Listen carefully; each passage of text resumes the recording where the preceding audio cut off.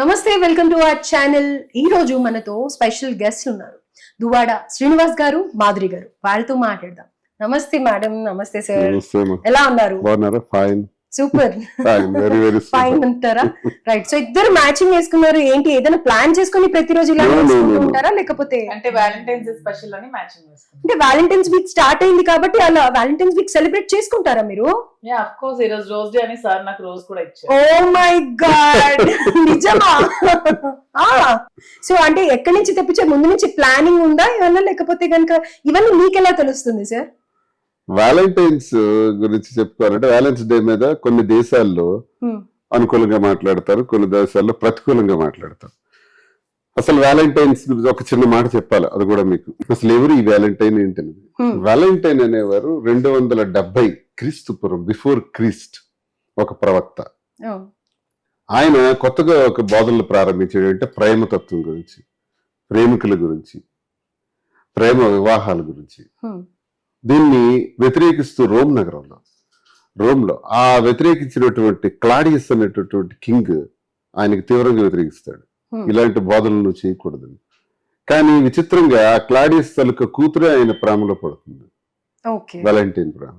ఇది గమనించిన క్లాడియస్ ఆయనకి ఫిబ్రవరి 14th హ్యాంగింగ్ చేస్తాడు, చచ్చిపోతాడు వాలంటైన్.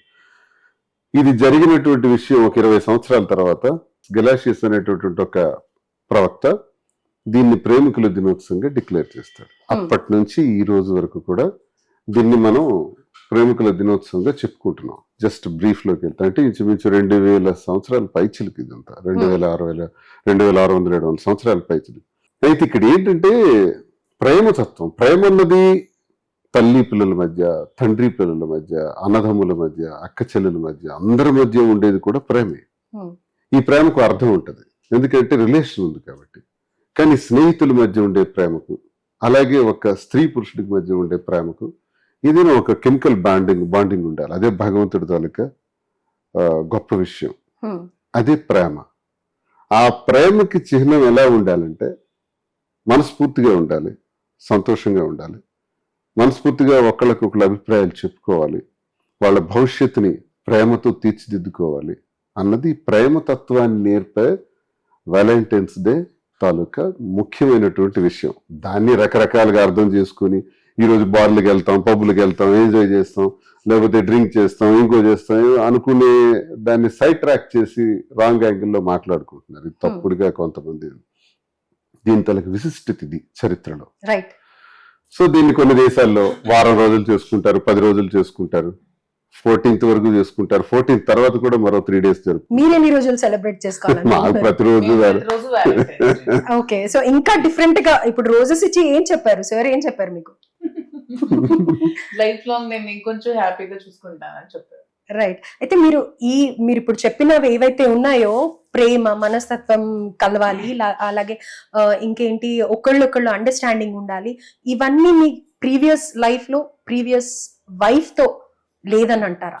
ఎస్, అందుకే కదా ఇది నాకు ఒక ఫైర్ బ్రాండ్ లా ఎదిగాను రాష్ట్రంలో. పాలిటిక్స్ లో కూడా స్ట్రైట్ గా, ముక్కుసూటిగా ఏదైనా ప్రశ్నించడం, మాట్లాడటం, ఎంతటి వ్యక్తి అయినా సరే ఎదుర్కొని మాట్లాడటం అనే ఒక తత్వాన్ని అలవాటు చేసుకున్నాను నేను చిన్నప్పటి నుంచి, విద్యార్థి రాజకీయాల నుంచి కూడా.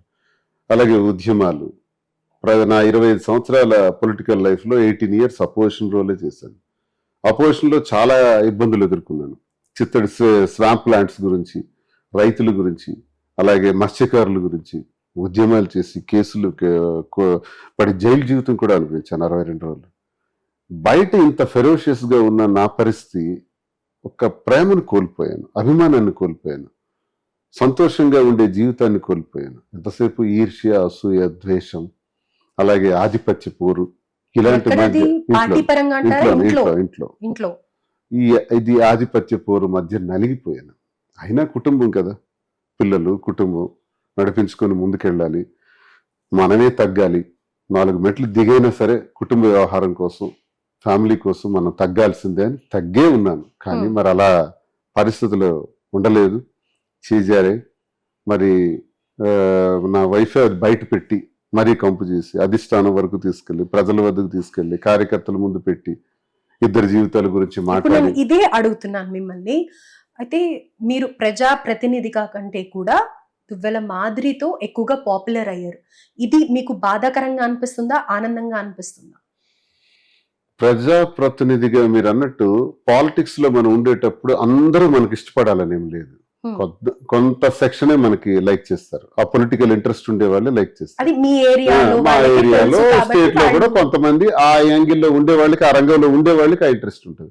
అన్ని రంగాల వాళ్ళకి పాలిటిక్స్ గురించి ఆలోచించవలసిన అవసరం లేదు. వాళ్ళ దృష్టి కూడా పెట్టరు. వ్యాపార రంగాల్లో చాలా మంది విద్యార్థులు, చాలా మంది మహిళలు, చాలా మంది పాలిటిక్స్ గురించి పెద్ద కాన్సన్ట్రేట్ చేయరు. సో మా వర్క్, నేను పొలిటికల్ లో ఉన్నాను కాబట్టి ఆ రంగం వరకే నేను కొంత తెలిసిన వ్యక్తిని.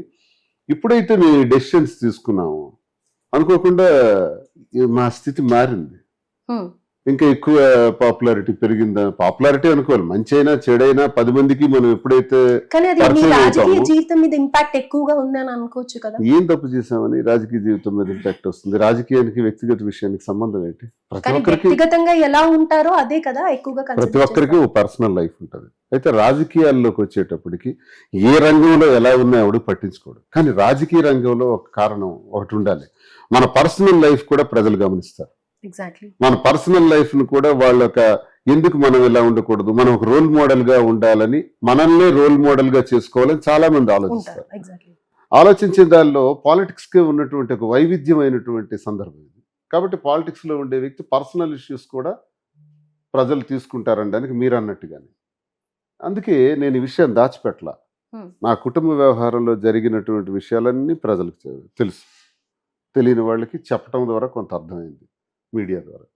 మరి మేము ఈ నిర్ణయం తీసుకోవడానికి గల కారణాలను కూడా మేమేం ప్రజల ముందు దాచిపెట్టలా, స్పష్టంగా చెప్పాను, ట్రాన్స్పరెంట్గా చెప్పాను. మాదిరి ఎవరో నాకు తెలియదు, నేను అనేస్తే క్లోజ్, మ్యాటర్ క్లోజ్. ఆ శ్రీనివాస్ ఎవరో మాకు సంబంధం లేదు, నాకు తెలియదు అని తను అనేస్తే క్లోజ్. అలా చేయలేదు. మరి అందరు చేసేది అదే కదా. అది ఎందుకు చేయలేదు? అందరు అన్ని రంగాల్లో ఉండేవాళ్ళు ఎన్నో చేస్తారు, వాళ్ళ మచ్చలు వాళ్ళకి చాలా ఉంటాయి, బయట పెట్టరు, రహస్యంగా ఉంటారు. నేను షర్ట్ ఇప్పాను కాబట్టి నా మచ్చలన్నీ చూసి చాలా మంది కామెంట్ చేస్తారు, ఇలా ఉండొచ్చా, ఇలా చెయ్యొచ్చా, ఏం సందేశం ఇస్తున్నావు. ఎస్, నా జీవితంలో జరిగినటువంటి పరిణామాల వల్ల నేను ఈ నిర్ణయం తీసుకున్నాను.